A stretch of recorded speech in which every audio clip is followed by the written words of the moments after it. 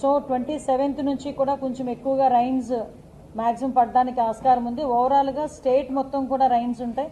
Especially coastal districts ఏదైతే ఉన్నాయో coastal districts అన్నింటిలోని కూడా దీని ఎఫెక్ట్ చాలా ఎక్కువగా ఉంటుంది. కాబట్టి ఇది ఇంచుమించుగా ఒక 100 kmph అంటే గాలి అంటే విండ్ కూడా ఇంచుమించుగా 100 kmphతో రావటం జరుగుతుందండి.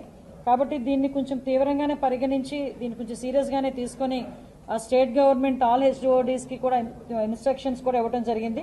ఓవరాల్గా లాస్ట్ ఎక్స్పీరియన్సెస్ అంటే ఏదో ప్రిపేర్నెస్ తీసుకున్నామంటే అన్ని డిపార్ట్మెంట్స్ మేము ఇలా చేసాం అలా చేసామని చెప్పడం కాకుండా 4 రోజుల ముందు నుంచి కూడా పాస్ట్ ఎక్స్పీరియన్సెస్ ఏదైతే ఉన్నాయో అంటే ఇంచుమించుగా ఒక 100 km/h విండ్ వచ్చిన పొజిషన్స్లోని సైక్లోన్స్ మన స్టేట్లో హిట్ ఇచ్చినప్పుడు ఏ పారామీటర్స్లో ఎక్కువ డ్యామేజ్ జరిగింది, ఏ ఏరియాస్లో ఎక్కువ డ్యామేజ్ జరిగింది అంటే అంత కీన్ అబ్జర్వ్ చేసుకుని అప్పుడు సిచ్యువేషన్ని కూడా బేస్ చేసుకుని ప్రిపేర్నెస్ అనేది తీసుకోవడం జరిగిందండి.